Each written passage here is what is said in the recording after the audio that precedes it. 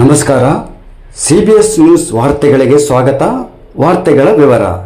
ಗಂಗಾವತಿ ನಗರದಲ್ಲಿರುವ ಶ್ರೀ ವಿದ್ಯಾನಿಕೇತನ ಸಮೂಹ ಶಿಕ್ಷಣ ಸಂಸ್ಥೆ ವ್ಯಾಪ್ತಿಯಲ್ಲಿ ಬರುವ ಶ್ರೀರಾಮ್ ನಗರ, ಗಂಗಾವತಿ ಮತ್ತು ವಡ್ಡರಹಟ್ಟಿ PUC ಕಾಲೇಜಿನ ವಿದ್ಯಾರ್ಥಿಗಳು ಇಡೀ ಉತ್ತರ ಕರ್ನಾಟಕದಲ್ಲಿ ಉತ್ತಮ ಸಾಧನೆ ಮಾಡಿದ್ದಾರೆ ಎಂದು ಶಿಕ್ಷಣ ಸಂಸ್ಥೆಯ ಸಂಸ್ಥಾಪಕರಾದ ಮತ್ತು ಅಧ್ಯಕ್ಷರಾದ ನೆಕ್ಕಂಟಿ ಸೂರಿಬಾಬು ವಡ್ಡರಹಟ್ಟಿಯಲ್ಲಿರುವ ತಮ್ಮ ಕಾಲೇಜಿನ ಸಭಾಂಗಣದಲ್ಲಿ ಸುದ್ದಿಗೋಷ್ಠಿ ನಡೆಸಿ ಉತ್ತಮ ಫಲಿತಾಂಶ ಪಟ್ಟಿಯನ್ನು ಬಿಡುಗಡೆಗೊಳಿಸಿದರು.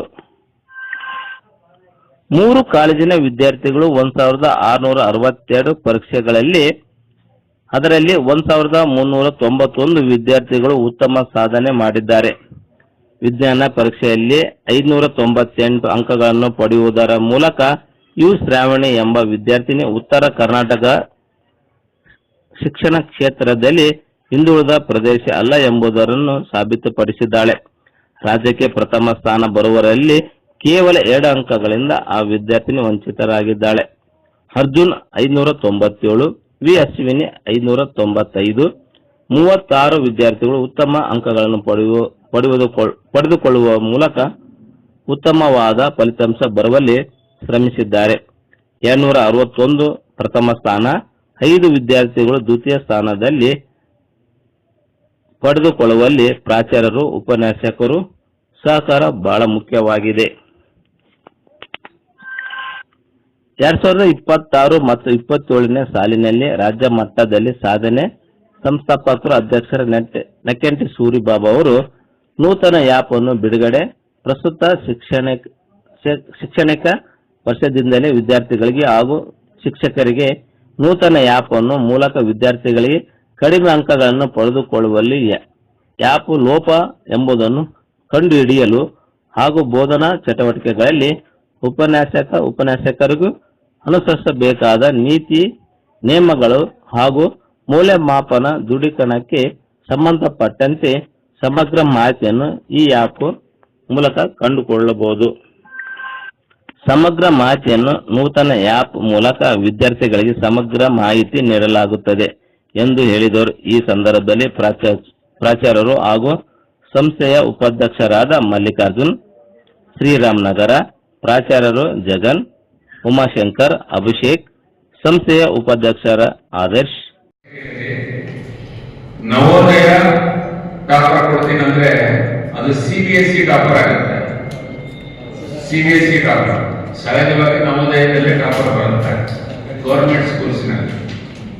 ಬಟ್ ಅದು ಒಂದು ವೇಳೆ ತಪ್ಪಿ ಬಂತು ನವೋದಯ ಟಾಪರ್ ಅಥವಾ CBSE ಜಿಲ್ಲೆಯ CBSE ಟಾಪರ್ ಬಂದ್ರೆ, ಜಿಲ್ಲೆಯ ICSE ಟಾಪರ್ ಬಂದ್ರೆ, ಇನ್ನ ವೈದ್ಯಶ್ರೀ ಉಳಿದಿರೋದು ಹೇಳೋ ಪ್ರಕಾರ ICSE ಓಕೆ ಕೊಡ್ತೀವಿ. ನಾವು ಆ ಆ್ಯಂಗಲ್ ಯೋಚನೆ ಮಾಡಿಲ್ಲ. ನೀವು ಬಹಳ ಒಳ್ಳೆ ಹೇಳಿದ್ರಿ sir, thank you so much.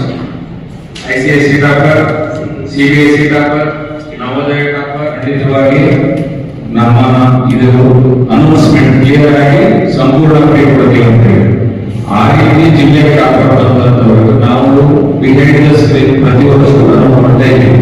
ನಾವೇ ಅಲ್ಲ, ಸಹಜವಾಗಿ ಒಂದು ಖಾಸಗಿ ಶಿಕ್ಷಣ ಸಂಸ್ಥೆಗಳು ಏನೇನು ಟಾಪರ್ಸ್ ಸಹಜವಾಗಿ ಕೊಡ್ತಾರೆ. ಸೊ ನಾವು ಈ ಸರಿ ಸರ್ವಿಸ್ ಬೇಸ್ ಹೋಗ್ತೀವಿ.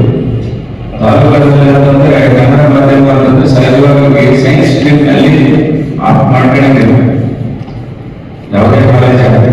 ಸೊ ನಾವು ಆ ಮಕ್ಕಳಿಗೆ ತಾಲೂಕು ಅಂತ ಹೇಳಿ ನಾವು ಕೊಪ್ಪಳ ಜಿಲ್ಲೆ ಪರಿಪೂರ್ಣ ತಾಲೂಕು ಅಂತ ಪ್ರತಿ ತಾಲೂಕು ವಿದ್ಯಾರ್ಥಿಗೆ ಪ್ರತಿ ಸ್ಟ್ರೀಮ್ ಕನ್ನಡ ಮಾಧ್ಯಮ, ಆಂಗ್ಲ ಮಾಧ್ಯಮ, ಸರ್ಕಾರಿ ಮತ್ತು ಪ್ರೈವೇಟ್ ಸೆಕ್ಟರ್ 3 ಸ್ಟ್ರೀಮ್ಗೆ ನಾವು ಸರ್ವಿಸ್ ಸಲ್ಲಿಸ್ತೇವೆ. ಇಂಡಸ್ಟ್ರಿಯಲ್ ಡಿಗ್ರಿ ಕಾಲೇಜಿನಲ್ಲಿ 3 ವರ್ಷ ಅವರಿಗೆ ಫ್ರೀ ಎಜುಕೇಶನ್ ಕೊಡಬೇಕು. ಕಂಟೆಂಟ್ ಅನ್ನ ಡೌನ್ಲೋಡ್ ಮಾಡಿದ್ರೆ ಟೀಚರ್ಗೆ ಸಹಾಯಕ, ಅತ್ಯಂತ ಸಹಾಯಕ ಅಂದ್ರೆ assistant teacher, teacher assistant teacher ಟೀಚರ್ನ ನಾವು ಸಹಾಯಕವಾಗಿ ಕೊಟ್ಟು ಟೀಚರ್ ಪ್ರೊಡಕ್ಟಿವಿಟಿಗೆ ಅವರ ಒಂದು ಹೆಚ್ಚಿನ ಏಕಾಗ್ರತೆ ನಮ್ಮ ಫೋಕಸ್ ಅನ್ನ ಮಗುವಿನ ಮೇಲೆ ಮಾಡಬೇಕು ಜಾಸ್ತಿ. ಸೊ ಆ ಟೀಚರ್ ಕೂಡ ಬೇರೆ ಬರ್ಡನ್ ಕಡಿಮೆ ಆಗಬೇಕು, ಕ್ಲರಿಕಲ್ ಬರ್ಡನ್ ಕಡಿಮೆ ಆಗಬೇಕು ಅನ್ನೋ ಒಂದು ಸದುದ್ದೇಶದಲ್ಲಿ ಯಾಕೆ ರೂಪಿಸಿದ್ವಿ. ಸೊ ಇದನ್ನು ದಯವಿಟ್ಟು ನಾನು ಕ್ಲುಪ್ತವಾದ ವಿವರ ಕೊಡ್ತೀನಿ ನಿಮಗೆ ಡೀಟೇಲ್ ಆಗಿ. ಸೊ ಆ ಡೀಟೇಲ್ಸ್ ನಿಮಗೆ ಎಲ್ಲರಿಗೂ ಸಪರೇಟ್ ಆಗಿರಬೇಕು. ಮಕ್ಕಳಿಗೆ ಪ್ರಯೋಜನ ಕೊಡ್ತಾ ಇದ್ದೀವಿ. ಸೊ ಈ 36 ಜನ ಏನಿದಾರಲ್ಲ ಅವ್ರ ಬಗ್ಗೆ 590ಕ್ಕೂ ಹೆಚ್ಚು ಸಾಧನೆಗಳಿದ್ದಾರಲ್ಲ, ನಾವು ಪ್ರತಿ ವರ್ಷ ಕೂಡ ಸ್ಕಾಲರ್ಶಿಪ್ ಅನೌನ್ಸ್ ಮಾಡಿದ್ವಿ. ಪ್ರತಿ ವರ್ಷ ಕೊಡ್ತೇವೆ 590ಕ್ಕೂ ಹೆಚ್ಚು ಸಾಧನೆ ಮಾಡದಂತ ವಿದ್ಯಾರ್ಥಿಗಳಿಗೆ 1 ಲಕ್ಷ ರೂಪಾಯಿ, ಪ್ರತಿ ವಿದ್ಯಾರ್ಥಿಗೆ 1 ಲಕ್ಷ ರೂಪಾಯಿ ಕೊಡ್ತಾ ಇದ್ದೀವಿ. ಈ ಸ್ಟೂಡೆಂಟ್ ಎಲ್ಲರಿಗೂ ಕೂಡ, ಪ್ರತಿಯೊಬ್ಬ ಸ್ಟೂಡೆಂಟ್ ಎಲ್ಲರಿಗೂ ಕೂಡ 36 ಮಕ್ಕಳಿಗೂ ಕೂಡ 1 ಲಕ್ಷ ರೂಪಾಯಿ ಪಡೆಯುತ್ತೀನಿ. ನಾವು ಅವರೊಂದು ಫಂಕ್ಷನ್ ಮಾಡಿ ಇನ್ವೈಟ್ ಮಾಡಿ 36 ವಿದ್ಯಾರ್ಥಿಗಳಿಗೂ ಕೂಡ 1 ಲಕ್ಷ ರೂಪಾಯಿ ಪಡೆಯುತ್ತೀನಿ ನಾವು ಕೊಡ್ತೇವೆ. ಅವರು ಎಕ್ಸ್ಪ್ಲೈನ್ ಮಾಡ್ತಾರೆ. ಸೊ ಹೀಗಾಗಿ ಅಂದ್ರೆ ನಾನು ಸ್ವಲ್ಪ ಹೇಳಿದ್ರೆ ಅಷ್ಟೇ, ಒಂದು ಈ ಲೆಸನ್ ಪ್ಲಾನ್ಸ್ ಗಳನ್ನು ಹೊರತುಪಡಿಸಿದ್ರೆ ಆನ್ಸರ್ ಶೀಟ್ ಏನಿರುತ್ತೆ, ಇವಾಗ ನಾವು ಓಎಂಆರ್ ಶೀಟ್ಸ್ ಅಂತೀವಿ, ಸಿಇಟಿ ಪರೀಕ್ಷೆ ಮತ್ತು ನೀಟ್ ಪರೀಕ್ಷೆ ಕೂಡ ಇವಾಗ ಸ್ಕ್ಯಾನ್ ಮಾಡಿದ್ರೆ ಇವಾಗ ಬಟ್ ಡಿಸ್ಕ್ರಿಪ್ಟಿವ್ ಮಾಡ್ತೀವಿ, ಪ್ರಬಂಧ ತರ ಏನ್ ಕರಿತೀವಿ ಅದು ಕೂಡ ಇವ್ಯಾಲ್ಯೂಯೇಷನ್ ಮಾಡೋದಂದ್ರೆ ಟ್ರಾನ್ಸ್ಪರೆಂಟ್ ಆಗಿ ಮಗು ಏನ್ ಮಾಡಿದ್ದಾನೆ ಅನ್ನೋದನ್ನ ಮತ್ತು ಏನ್ ಬರೀಬೇಕಾಗಿತ್ತು ಎಲ್ಲರೂ ಬರೀಬೇಕು. ಅಂದ್ರೆ ಪ್ರತಿಯೊಂದು ಮಗುವಿಗೂ ಕೂಡ ಕೇವಲ ಮಾರ್ಕ್ಸ್ ಕೊಡೋದಷ್ಟೇ ಅಲ್ಲ, ಅಂದ್ರೆ 90% ಮಗು 100+ ಬರಬೇಕಾದ್ರೆ ಏನ್ ಬರೀಬೇಕಾಗಿದೆ. ಸೊ ಅಷ್ಟು ಕ್ಲುಪ್ತವಾದಂತಹ ವಿವರದ ಜೊತೆಗೆ ಪಾಲಕರಿಗೆ ಹೋಗುವ ಒಂದು ಯೋಜನೆ ನಾವು ರೂಪಿಸಿದ್ದೇವೆ. ಮುಂದಿನ ಶೈಕ್ಷಣಿಕ ವರ್ಷದಿಂದ ನಮ್ಮ ಪ್ರಾಮಾಣಿಕ ಪ್ರಯತ್ನ ಏನಿರುತ್ತಂದ್ರೆ ಕೇವಲ ಅಂಕಗಳಷ್ಟೇ ಹೊರಗೆ ಶಾಲೆ ಇದರಲ್ಲಿ ಅಂಕಗಳ ಜೊತೆಗೆ ಆನ್ಸರ್ ಶೀಟ್ ಮಗು ಏನೇ ಬರೆದಿದ್ದಾನೆ ಅದರ ಕೆಳಗಡೆ ಸ್ಟೂಡೆಂಟ್ ಆನ್ಸರ್ ಮೇಲೆ ಇರುತ್ತೆ, ಅದರ ಕೆಳಗಡೆ ಏನ್ ಎಕ್ಸ್ಪೆಕ್ಟೆಡ್ ಆನ್ಸರ್ ಅಂದ್ರೆ ಏನ್ ಬರೀಬೇಕಾಗಿತ್ತು, ಫುಲ್ ಮಾರ್ಕ್ಸ್ ಬರೀಬೇಕಂತಂದ್ರೆ ಅದರ ಕೆಳಗಡೆ ಎದುರು ಬರೀಬೇಕಾಗಿತ್ತು ಏನಿದೆ ಅವ್ನು ಟೆಕ್ಸ್ಟ್ ಬುಕ್ ನಲ್ಲಿ cover all the content which is here, but you get to bring pieces of it which is tailored for this particular class. So here, what we are basically defining as learning objectives.